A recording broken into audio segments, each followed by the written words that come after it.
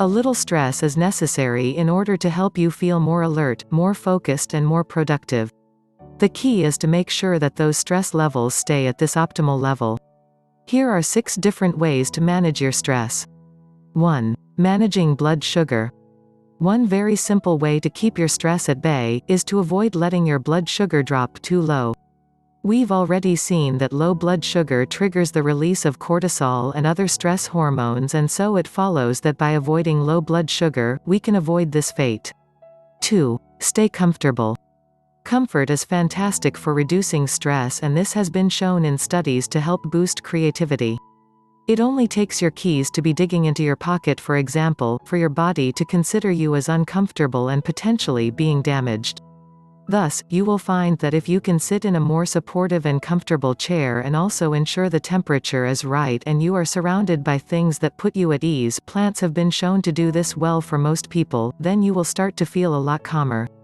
3. Spend time away from screens. Computers, smartphones and television are all great. They're entertaining and they're great for productivity.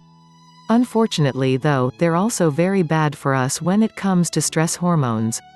4. Get rid of your alarm. The reason alarms tend to choose from a generic range of sounds is that bleeps and ringing sounds are unnatural. These sounds don't occur in nature, and thus we are attuned to them, and they make us naturally sit up and take notice. In other words, they trigger a stress response. There are 2 much healthier alternatives to consider: fitness tracker and daylight lamp. 5. Rethink your commute. Commuting to work is one of the worst things you can do for your stress levels throughout the day. This might be outside of your control. But if it is within your control, then make sure you do anything you can to avoid this kind of commute. Even just going in an hour earlier to avoid the rush hour may be a good choice. 6. Rethink your morning coffee. When you drink coffee, you are essentially experiencing the stress response in a cup. That's because coffee works by triggering something akin to a stress response. Drink caffeine though, and the brain's adenosine receptors get confused.